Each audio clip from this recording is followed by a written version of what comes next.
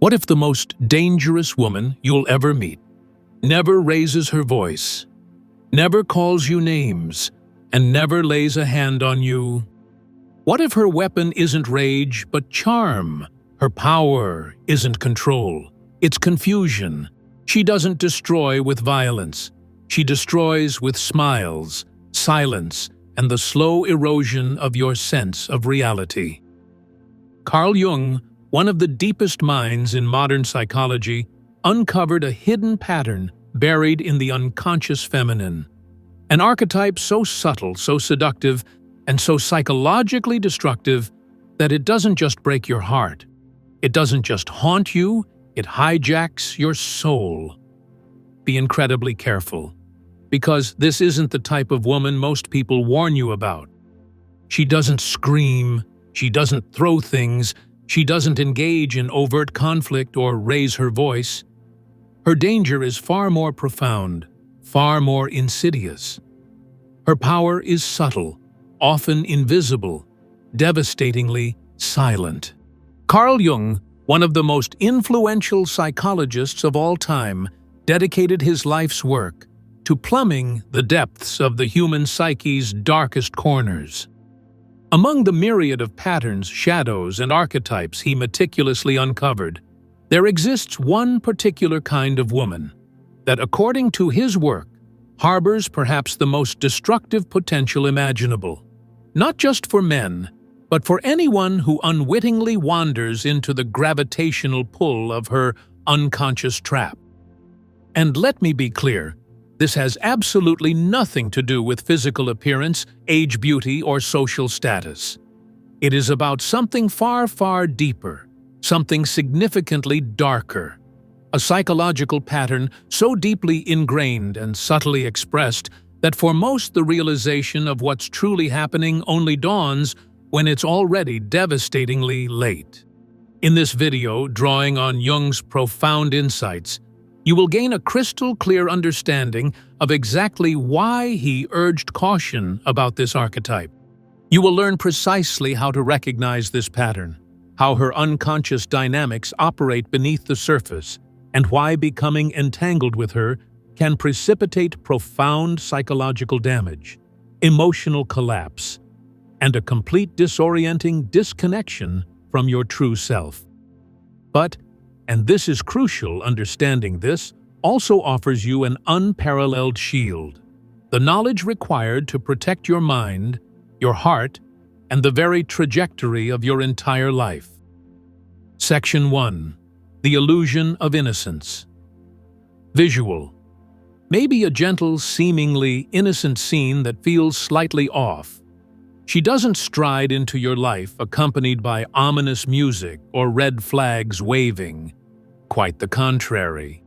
The most psychologically dangerous kind of woman, the one Carl Jung indirectly illuminated through his extensive studies of the shadow, the anima, and the vast unconscious feminine, frequently manifests wrapped in an almost perfect illusion of pure innocence. At first glance, she embodies everything that feels safe, gentle, or utterly harmless. Her mere presence doesn't trigger your innate defenses. It skillfully disarms them.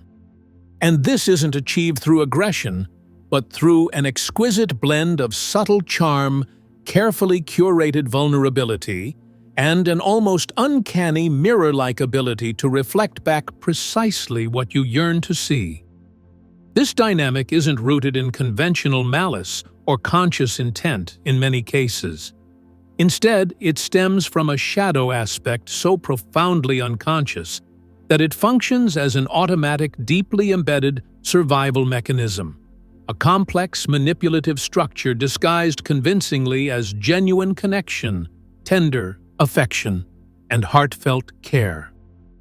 Jung understood implicitly that the human psyche is a complex tapestry woven from both luminous light and profound darkness, conscious behavior, and deeply buried unconscious programming. And when the unconscious sphere exerts dominance, particularly within the feminine psyche, it can give rise to archetypal distortions capable of inflicting truly massive psychological damage. This woman isn't dangerous because she is inherently bad. She is dangerous because she is profoundly disconnected from her own shadow. Her own suppressed wounds, unresolved traumas, and hidden insecurities don't merely reside dormant within her. They become potent, unconsciously wielded weapons deployed against those who get too close.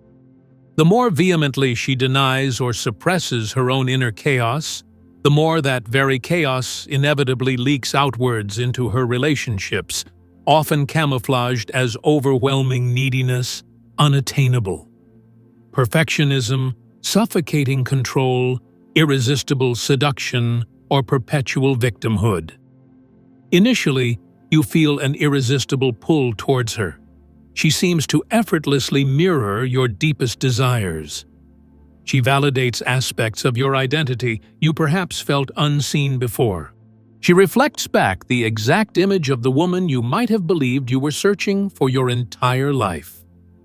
But slowly, almost imperceptibly, the core dynamic begins a profound, unsettling shift. Without fully grasping how or precisely when it happened, you find yourself feeling disproportionately responsible for her emotional state. You start sacrificing your own fundamental needs, censoring your own thoughts and feelings, desperately trying to avoid upsetting her. You begin to shrink yourself, contorting your authentic self into whatever version seems to keep her happy, even as deep down an unsettling intuition whispers that her happiness is never quite real, never genuinely stable. And this precisely is where the core danger resides. Her unconscious patterns are not geared towards mutual harmony. They relentlessly seek control, primarily achieved through fostering dependency, inducing guilt, and generating pervasive confusion. She will rarely articulate this desire directly. Instead, it manifests through a constellation of subtle emotional traps: the debilitating silent treatment, passive-aggressive communication, exaggerated fragility that demands constant, careful handling, or abrupt, disorienting shifts from intense closeness to icy coldness. She keeps you perpetually guessing, off balance, emotionally, hooked on the elusive idea that if you just do more, give more, or prove yourself more, everything will finally align and feel right. But it never does. Because, at its heart, it was never truly about you at all. Section 2. The Psychological Trap. Visual. A maze or a tangled web. What Jung meticulously uncovered through his profound study of the shadow is that when the feminine psyche becomes significantly possessed or overwhelmed by unintegrated unconscious energy, particularly the more negative, distorted form of the anima archetype, it creates a powerful psychic vortex. This vortex doesn't merely consume the woman herself, it relentlessly pulls in anyone who gets too close. It feeds voraciously off validation, external attention, and the emotional labor of others precisely because it lacks the internal capacity for self-regulation or genuine fulfillment. And tragically, the more you give, the more it insatiably demands. The harder you try to fix or stabilize the dynamic, the more broken or unstable it paradoxically appears. And perhaps the most heartbreaking aspect of this truth is that she may not even possess conscious awareness that she is perpetrating these dynamics. The most psychologically dangerous woman isn't necessarily a conscious villain. She is often profoundly asleep within the confines of her own psyche. Her behaviors, while destructive, often function as deeply ingrained survival mechanisms wrapped tightly in relational dynamics. But the devastating impact remains the same: pervasive confusion, profound depletion of your life force, agonizing self-abandonment, and in the most severe cases, a total psychological collapse for those who remain entangled for too long. Understanding this isn't about assigning blame or judgment. It is fundamentally about protection. Recognizing the intricate patterns Jung described isn't about demonizing women. It is about coming to the sober realization that the unconscious sphere, when left unchecked and unintegrated in any individual, male or female, inevitably becomes a destructive force, often chillingly disguised as love connection or deep intimacy. And the only viable antidote to this potent psychic poison is profound, radical, sometimes brutally uncomfortable self-awareness. The courage and capacity to see the illusion precisely for what it is not, for what you desperately wish it might be. Because while the truth can be harsh, it is ultimately profoundly liberating. Not every connection in life is destined to be healed or fixed. Some, in fact, are purely meant to be escaped. The most insidious aspect of entanglement with this kind of dynamic isn't her behavior in isolation. It is the unnerving invisibility of the trap, until you are already inextricably caught deep inside its coils. Jung taught that the unconscious does not politely announce itself. It doesn't knock on your door and introduce itself with a clear warning sign of danger ahead. It operates silently, subtly weaving its complex threads beneath the very surface of conscious awareness, crafting dynamics that feel intensely like love, deep connection, perhaps even destiny, but which are in stark reality patterns of unresolved pain, desperately seeking external validation, control, or emotional rescue.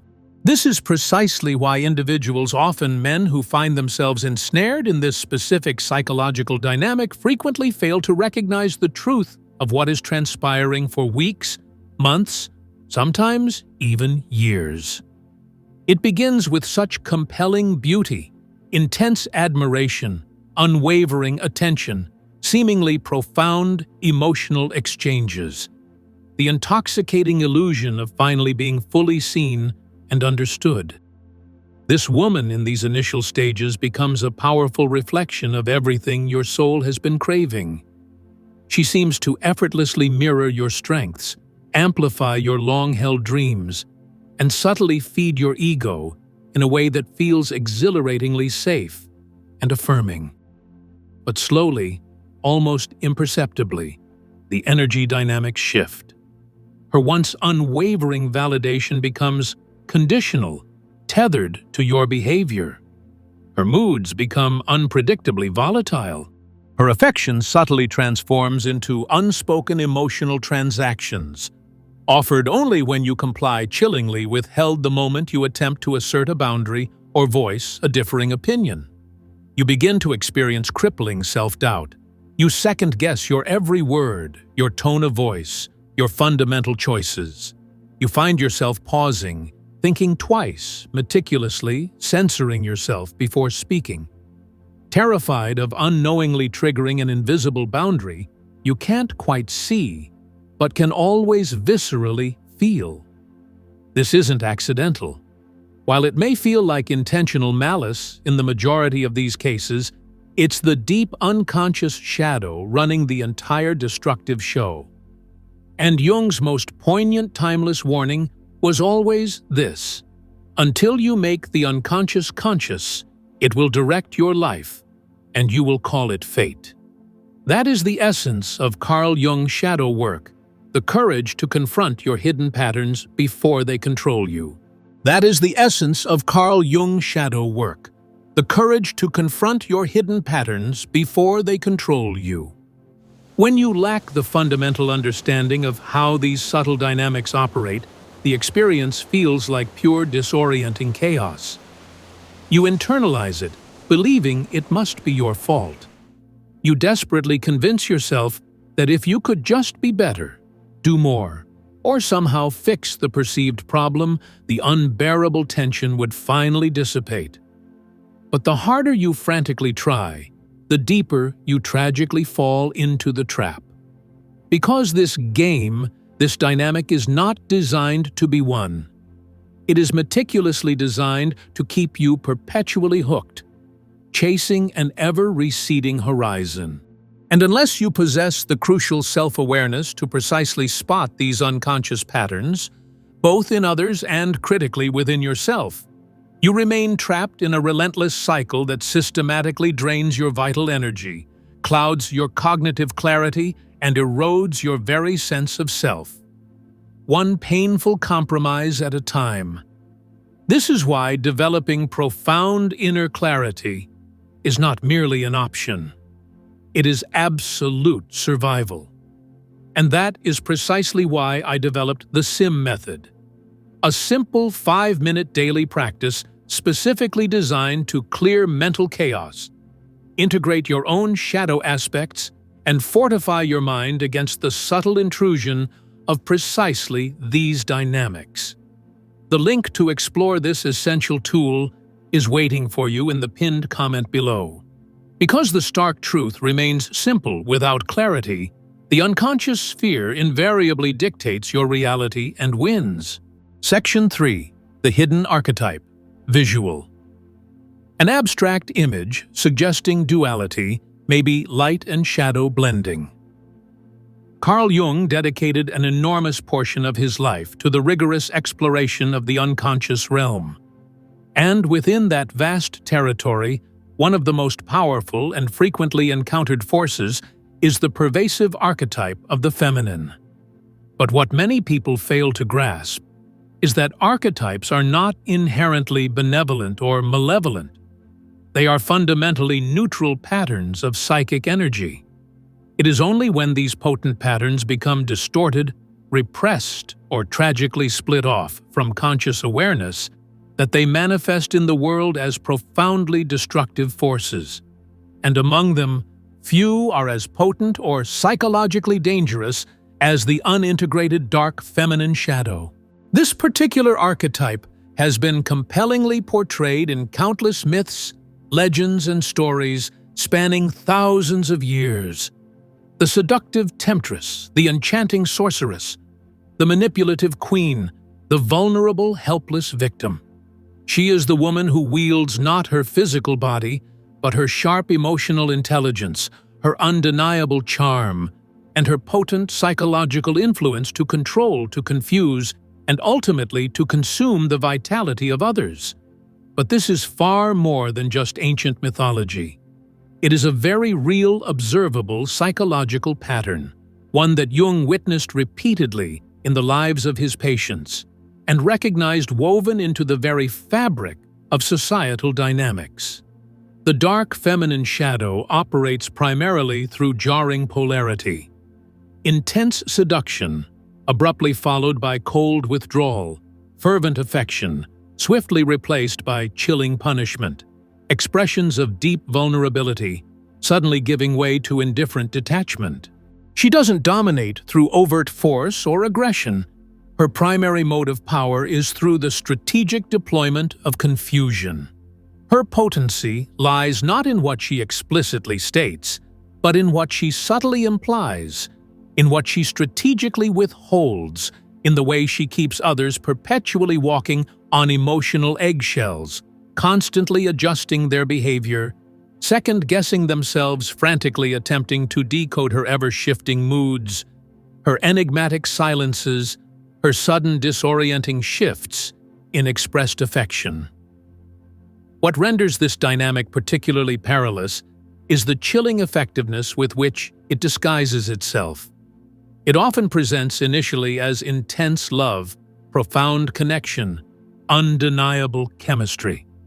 And tragically, many individuals, often men, mistake this inherent emotional instability for genuine passion. They mistakenly believe that the dizzying highs and crushing lows are unmistakable signs of a deep, perhaps even cosmic bond. But in reality, what they are truly experiencing is the body's nervous system reacting to profound unpredictability. The very same biochemical roller coaster upon which destructive addictions are built. This is precisely why entanglement with this kind of woman can feel utterly unforgettable, almost irresistible.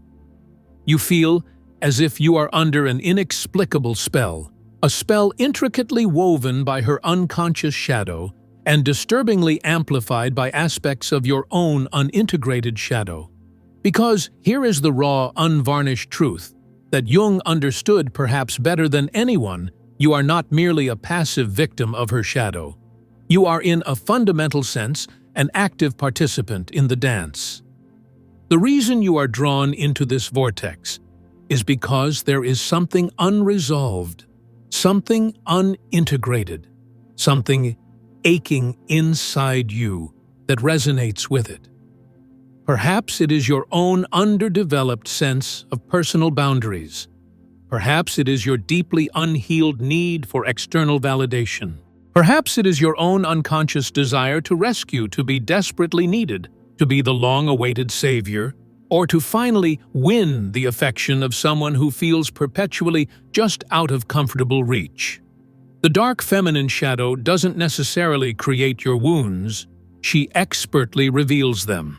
And this is why the subsequent impact is so utterly devastating, because it forces you into a painful confrontation not merely with her unconscious patterns, but with your own unacknowledged parts, the parts of you that tolerated the intolerable, the parts that willfully ignored the glaring red flags waving in your face, the parts that tragically confused being chosen with being genuinely valued, the parts that mistook anxious uncertainty for profound chemistry.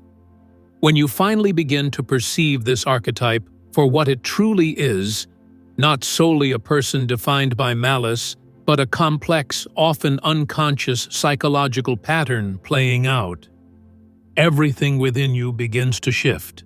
The spell starts to break its hold. You cease personalizing her erratic behavior.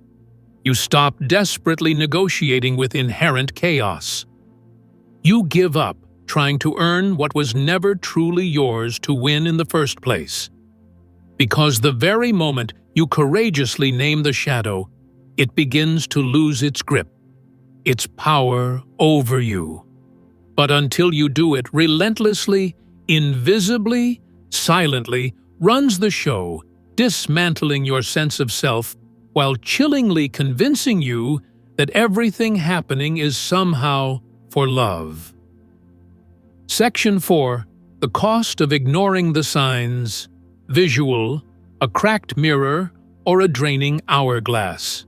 There is always, without fail, a significant price to be paid for ignoring the quiet whispers your intuition tried to send you from the very beginning.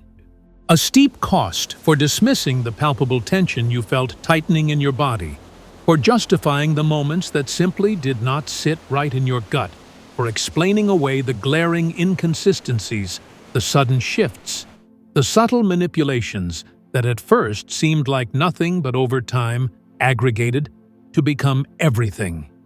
Carl Jung's lifetime of work made one thing brutally, undeniably clear: the unconscious never remains silent forever. Whatever fundamental truth you refuse to consciously face externally will inevitably manifest internally, often as debilitating confusion, profound exhaustion, crippling anxiety, agonizing emotional burnout, or even a total disorienting collapse of your very identity. This is precisely the devastating consequence that unfolds when you remain entangled for too long within the powerful gravitational pull of the wrong woman, the woman whose unconscious shadow isn't just operating erratically within her, but has quietly, insidiously taken over the entire dynamic existing between you. Initially, the cost seems deceptively small. You begin compromising on minor things. You learn to skillfully avoid certain sensitive topics of conversation. You passively accept small, almost imperceptible acts of disrespect. You desperately tell yourself that it's fine, that it's normal, that every relationship faces challenges. You effectively gaslight yourself into believing that your growing discomfort, your gnawing anxiety, your deep-seated sense of unease is somehow your fault, that perhaps you are simply too sensitive, too demanding, or just overreacting. But the longer you resolutely stay, the more you shrink yourself, the more you tragically abandon fundamental aspects of your own being. You stop expressing your legitimate needs. You stop setting healthy boundaries.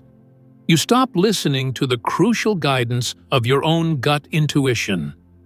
Your energy shifts fundamentally, from the vibrant process of living, creating, and growing to the exhausting, perpetual task of managing her emotions. Perpetually, walking on eggshells, meticulously calculating how to avoid the next silent punishment, the next chilling withdrawal, the next emotional storm disguised as love or vulnerability. And here is the truly terrifying part. The part Jung understood with chilling clarity. The longer you deliberately ignore the undeniable signs, the more the unconscious sphere takes over. Not just hers, but yours, too. You lose objective clarity. You lose your fundamental ability to distinguish between what is genuinely real and what is cunning manipulation. You lose the vital thread of who you fundamentally are outside of this dynamic.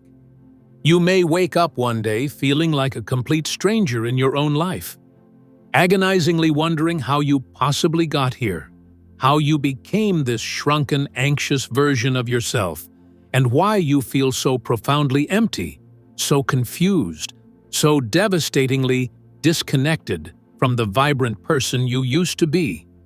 Because the undeniable truth is this: when you choose to ignore the signs your soul sends you, the price is invariably the same. The forfeiture of your peace, the surrender of your inherent power, and the erosion of your very sense of self. This is precisely why some individuals, after navigating entanglement with this specific kind of dynamic, struggle for years, sometimes decades, to painstakingly rebuild themselves. The recovery process isn't just about finally letting go of the person. It is about painstakingly untangling the complex web of self-abandonment, pervasive guilt, crippling emotional dependency, and the haunting, relentless question, how did I possibly let it go this far? But here is the other profoundly liberating side of that truth. The very moment you make the courageous decision to truly see, to see clearly, honestly, and without self-deception, everything within and around you begins to fundamentally change. When you finally stop negotiating with glaring red flags, when you cease desperately justifying what your deepest intuition knows is undeniably wrong, when you consciously choose radical clarity over seductive chaos, when you courageously choose unwavering self-respect over the fragile illusion of love. The cost of ignoring the signs is indeed agonizingly high, but the ultimate reward of finally opening your eyes is nothing short of absolute freedom. Section 5. How she hijacks your mind without you noticing. Visual. A head with gears or complex wiring showing disruption. One of the most disturbing and disorienting realizations an individual often has when they finally manage to step back from this type of dynamic is gaining a horrifying understanding of just how profoundly their mind was hijacked, and moreover, how agonizingly slowly and subtly it happened, almost entirely without conscious notice. It never commences with obvious overt manipulation. It begins with profound validation, with the intoxicating feeling of being truly seen, with the exhilarating sense of being chosen. Perhaps for the first time in a long time. It starts with the powerful, almost irresistible illusion that you have finally found someone who genuinely gets you, who mirrors your soul, who effortlessly elevates your spirit. This beginning is not accidental. This is precisely how the unconscious feminine shadow operates, not through blunt force, but through a process of profound psychological inversion. She doesn't issue direct commands or tell you what you must think. She masterfully makes you question whether your own fundamental thoughts, your own perceptions are even valid in the first place. She doesn't physically force you to do anything. She skillfully makes you feel intensely like you should. Like it is your inescapable responsibility, your inherent job to meticulously manage her moods, stabilize her emotional instability, or carry the full weight of her inner chaos as if it were your personal burden. The most insidious aspect is precisely how this occurs. In countless micro-moments. A subtle sigh, a barely perceptible shift in tone, a carefully delayed reply to a text, a sudden chilling withdrawal of affection or presence. Each individual moment in isolation seems insignificant, easily dismissed, perhaps even attributed to stress or a bad day. But collectively, they accumulate, becoming a sophisticated system of psychological conditioning. You learn on a deep, non-conscious level that being your authentic self carries negative consequences, that asserting a healthy boundary triggers coldness, that saying no leads to palpable distance, that honesty comes with unspoken punishment. So you adapt, not abruptly or consciously, but slowly, incrementally. You painstakingly recalibrate your tone of voice. You soften your words until they are almost unrecognizable. You second-guess your every reaction. You force yourself to smile when you feel like weeping. You agree when you profoundly disagree, not because you are inherently weak, but because your very nervous system has been meticulously trained through repeated micro-experiences to intensely associate her approval with a fleeting sense of safety and her disapproval with the very real threat of emotional danger or abandonment. Jung understood this dynamic with remarkable depth. He saw clearly that when the unconscious sphere takes command within relationships, those connections cease to serve the healthy purposes of growth, mutual connection, or the pursuit of shared truth.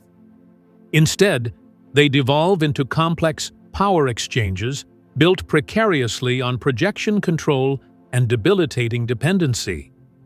But to the person trapped within it, it feels intensely like love. It feels like undeniable passion. It feels like a profound, perhaps even spiritual bond. And that precisely is why it is agonizingly difficult to leave. Because leaving doesn't just feel like losing her. It feels terrifyingly like losing a vital part of yourself. The part of you that was reflected, validated, and seemingly brought to life by her attention. But the mirror she held up was never real. It was a cunning reflection of your own unmet needs, expertly leveraged, twisted, and woven into a dynamic where your very identity became the tragic collateral damage. And this is the brutal, inescapable truth. The longer you remain within that distorted reflection, the harder it becomes. Perhaps impossibly hard to remember who you were before she entered your life. Section 6. The path back to yourself. Visual. Someone stepping out of shadow into light, or assembling fractured pieces. There is often a pivotal moment, a distinct breaking point, when the agonizing pain of remaining entangled finally undeniably becomes greater than the paralyzing fear of leaving. This moment rarely arrives with a dramatic explosion or a sudden epiphanic revelation. More often it arrives quietly, a moment of profound internal silence, where for the first time in months or even years, you suddenly hear your own thoughts clear and distinct, unclouded by her presence or projected chaos.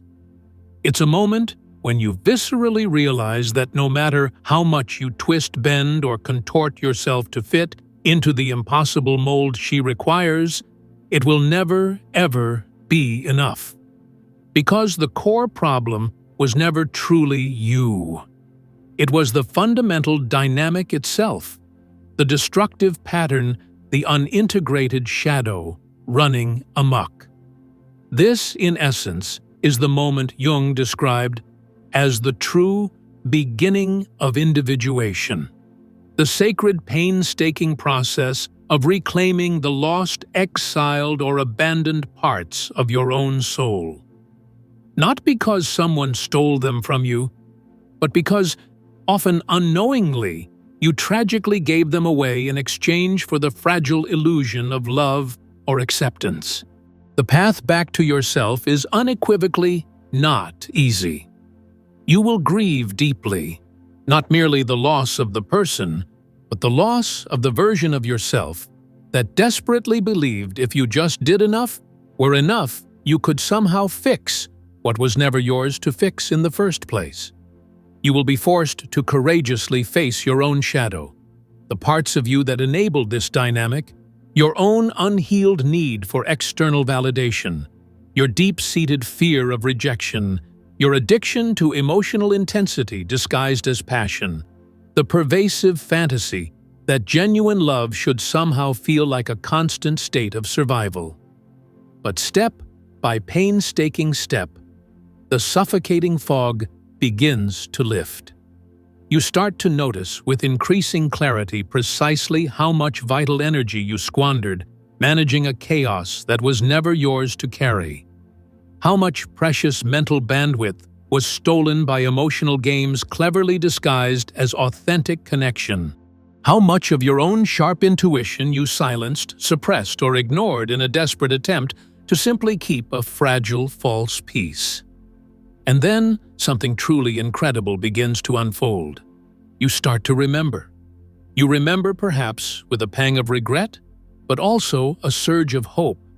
Who you were before the confusion, before the shrinking, before the compromises that felt like they cut pieces out of your own soul. You begin to reconnect piece by piece with the vibrant, sovereign version of yourself. The self that fundamentally refuses to negotiate with disrespect, that doesn't abandon its own needs or boundaries to be chosen, that doesn't confuse corrosive anxiety with genuine chemistry or inherent chaos with authentic love. This isn't just healing, this is a profound rebirth.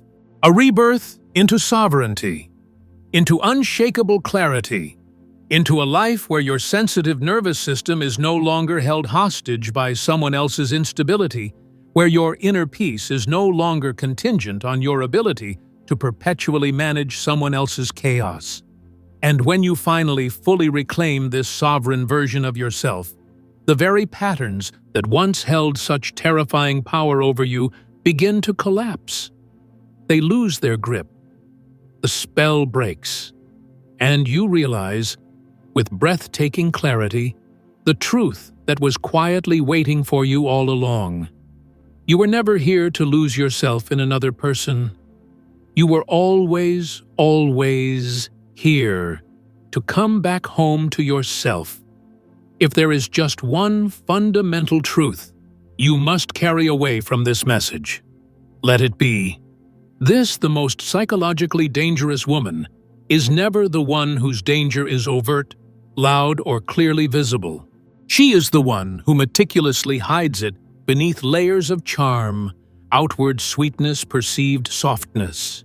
Beneath everything society may have conditioned you to believe is harmless, unequivocally desirable, and unquestionably safe. She is the one whose unconscious shadow is not only invisible to you, but often profoundly invisible even to herself.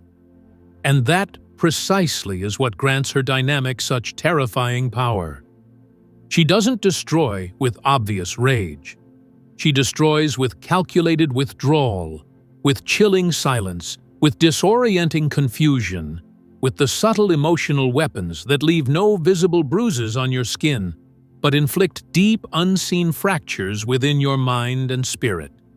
She makes you doubt yourself meticulously, shrink yourself, question your own fundamental reality, and tragically abandon your own potent intuition in exchange for fleeting conditional moments of her elusive approval.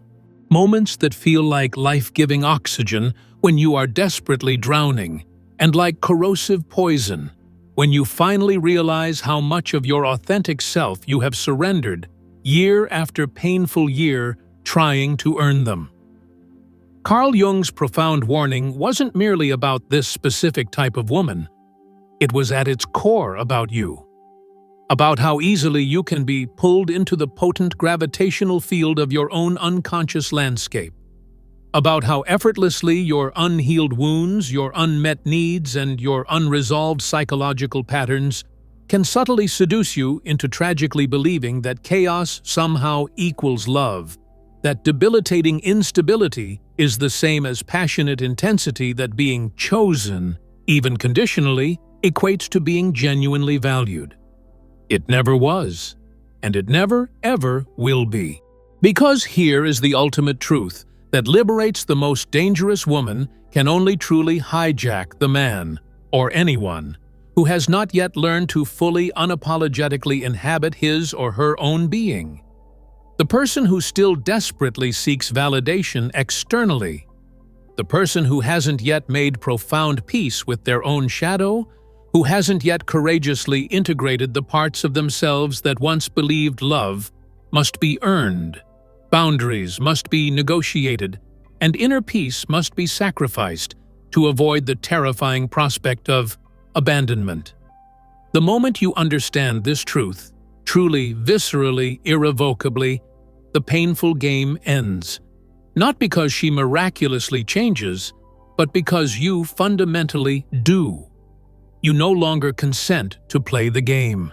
You no longer desperately negotiate with chaos. You no longer tragically confuse agonizing unpredictability with authentic passion. You no longer abandon yourself in the desperate hope of being chosen.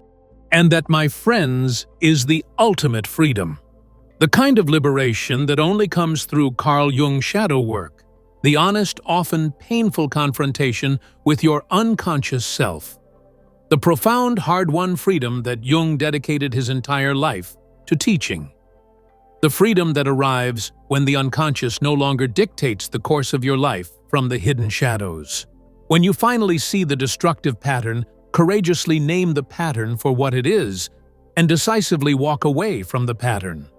You stop chasing after those whose love feels suspiciously like perpetual survival. You stop collapsing into dynamics where the cost of being chosen is the forfeiture of your inherent dignity. You stop confusing anxious intensity with genuine intimacy, and you finally remember, perhaps for the very first time in your life, that the profound, soul-deep love you were starving for out there was never ever out there to begin with. It was always, always yours. It was always quietly waiting for you to simply stop abandoning yourself. The most dangerous woman only has power over the person who has not yet become sovereign in their own soul.